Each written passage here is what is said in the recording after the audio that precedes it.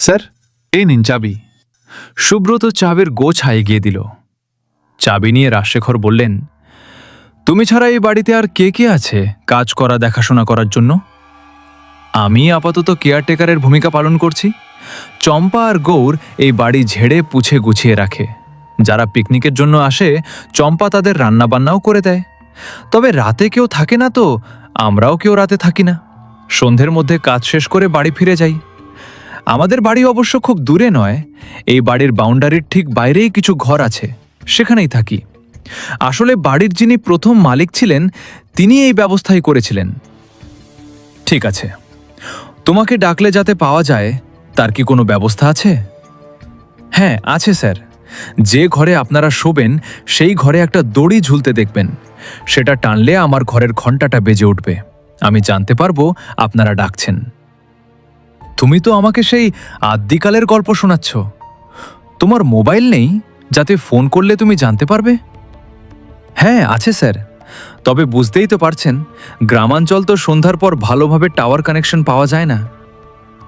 ও ঠিক আছে, তা তুমি কি এখনই চলে যাবে? তা কেন স্যার, আপনারা রাতে কি খাবেন সেটা বলে দিলে চম্পাকে দিয়ে বানিয়ে ঘণ্টাখানেক পরে এসে পৌঁছে দিয়ে যাব। রাজ ওর বন্ধু অনিমেষের দিকে তাকিয়ে বললেন, কি হে, রাতে কি খাবে? এরকম ব্যাপার জানলে খাবার কিনেই নিয়ে আসতাম আসার পথে। অনি বললেন, আরে অত চিন্তা কিসের, ও তো বলছে রান্না করিয়ে দিয়ে যাবে। তাহলে বলো কি খাবে? বেশি আর কি, লুচি আর পাঁঠার কষা মাংস, আর একটু গা গরম করার পানীয়। তারপর সুব্রতর দিকে তাকিয়ে বলল, কি হে, হবে তো? হ্যাঁ হ্যাঁ, আমিই নিয়ে আসব। ঠিক আছে, তাহলে এসো, আমরা একটু ঘুরে দেখি বাড়িটা কেমন, আর যে ঘরে শোবো তা কেমন সাজিয়ে গুছিয়ে রেখেছ তোমরা। সুব্রত চলে যাওয়ার পর রাজ আর অনি নিচের ড্রয়িং রুম থেকে পায়ে পায়ে উঠে আসে দোতলায়। পুরনো দিনের জমিদারদের বাড়ি গঙ্গার পাড়ে। এককালে নাকি জমিদাররা এখানে থাকত। তারপর কোনো এক পুরুষ শহরের দিকে বাড়ি করে ওখানে সপরিবারে চলে যান। তারপর থেকে বাড়িটা পড়েছিল। কয়েক পুরুষ পর এক ছেলে, যে বর্তমানে বাড়ির মালিক, বাড়িটা ভাড়া দিচ্ছেন পিকনিক করার জন্য। এত বড় বাড়ি দেখাশোনা করে রাখার খরচ প্রচুর। বাড়ি ভাড়া দিলে কিছু টাকা তো উঠে আসে, তাই এই ব্যবস্থা। বাড়ির ভেতরে পা দেওয়ার পর ওদের দুজনেরই মনে হচ্ছিল যেন সত্যি জমিদার আমলে এসে উপস্থিত হয়েছেন। ওদের ঘরে এসে উপস্থিত হলেন ওরা দুজনে। বেশ উঁচু রাজকীয় খাটে, শুভ্র সফেন বিছানা পাতা, তার সাথে বালিশ, কোলবালিশ সব আছে। ঝাড়বাতিটা জ্বলছে, এক মায়াবী পরিবেশ তৈরি হয়েছে। পাখার সুইচ দিতে পাখা বেশ জোরে ঘুরতে শুরু করল। ওরা ঘরের লাগোয়া বাথরুমে এক এক করে ফ্রেশ হয়ে এলেন। রাজ দোতলার লাগোয়া বারান্দার দিকে এগিয়ে গেলেন। তারপর হাত দিয়ে দরজার ছিটকিনি খুললেন, কিন্তু দরজা খুলল না। বেশ চাপ দিতে হলো ওটাকে ঠেলে খুলতে। অবশ্য দরজা খুলে যেতেই এক ঝলক ঠান্ডা হাওয়া এলো ঘরে। ততক্ষণে বাথরুম থেকে অনিও বেরিয়ে এসেছেন। বললেন, রাজ, তোমার জন্য একদিনের জন্য নিজেকে জমিদার বাড়ির সদস্য মনে হচ্ছে। রাজ হাসলেন, তবেই বলো, তুমি তো ভাই আসতেই চাইছিলে না। তখন কি আর বুঝেছি এত সুখ কপালে নাচছে। হঠাৎ দরজায় এসে উপস্থিত হলো সুব্রত। বলল, স্যার, আপনাদের খাবার নিয়ে এসেছি। নিচে ডাইনিংয়ে খাবেন না, এখানে দিয়ে যাব। নিচেই চলো, বিছানায় বসে কি আর খাওয়া যায়? চলুন। বলেই সুব্রতর চোখে পড়ল বারান্দার দিকে খোলা দরজার ওপরে। বলল, এটা কে খুলল? রাজ উত্তর দিলেন, আমি। ঘরের গরম হাওয়াটা বেরিয়ে যাবে। সুব্রত আর কোনো কথা ও বিষয়ে না তুলে বলল, তাহলে আসুন নিচে, আমি খাবার বেড়ে দিচ্ছি। নিচে ডাইনিংয়ে এসে ওদের চক্ষু ছানা বড়া। যা বিশাল এক ডাইনিং টেবিল, পাতা মনে হয় একসাথে জনা ৩০ লোক বসে খেতে পারবেন। তবে অত লোক এখন না খেলেও টেবিল কিন্তু আগের আমলের মতোই সাজানো। ওরা দুজন এসে মুখোমুখি বসতেই সুব্রত খুব সুন্দর করে সব সাজিয়ে দিল। তারপর বসে বসে খাওয়া তদারকিও করল।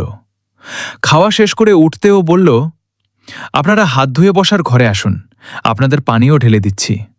দুজনে এসে বসতে সুব্রত পরিমাণ মতো সব মিলিয়ে গ্লাস এগিয়ে দিল দুজনের দিকে।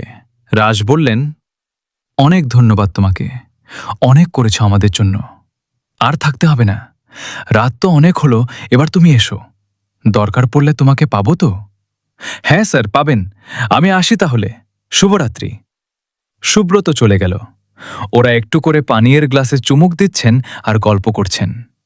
হঠাৎ অনি বললেন, বুঝলে রাজ, সব ব্যবস্থা যখন করলে, তখন জমিদারের নাচঘরের বাইজির ব্যবস্থাও করতে আরও আনন্দ পেতাম। কোনোদিন তো সামনে থেকে ওসব দেখার সুযোগ ঘটল না। এটা বেড়ে বলেছ, কিন্তু আগে বললে হতো। এখন আর কি হবে? সুব্রতকে বললেই হতো। ও কি এত তাড়াতাড়ি এর ব্যবস্থা করতে পারত, মনে হয় না? ওই চম্পা নাকে, ওই আসতে পারত আমাদের মনোরঞ্জন করতে। এই গল্পের মাঝেই হঠাৎ ঘরের আলো নিভে গেল। রাজ বললেন, যা, লোডশেডিং। সুব্রত তো আগে বলেনি যে আলো হঠাৎ হঠাৎ যেতে পারে, না হলে ওকে দিয়ে 2-3টে মোম আনিয়ে রাখতাম। এরকম বাড়িতে আলো চলে গেলে কেমন যেন অনুভূতি হয়। কি হে, তোমার ভয় করছে নাকি? ঠিক ভয় নয়, তুমি সেই আগের মতোই ভীতু রয়ে গেছো, জানতাম না।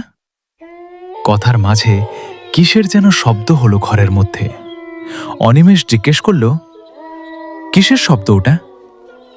কোথায় শব্দ? তুমি শুনতে পাচ্ছ না? কিন্তু আমি যে পাচ্ছি, ঘুঙুরের শব্দ। কোথায়? ওই শোন। এবার রাজও শুনতে পেলেন। অন্ধকারের মধ্যে দুজনেই এদিক ওদিক তাকিয়ে বুঝতে চেষ্টা করলেন শব্দের উৎস কোথায়।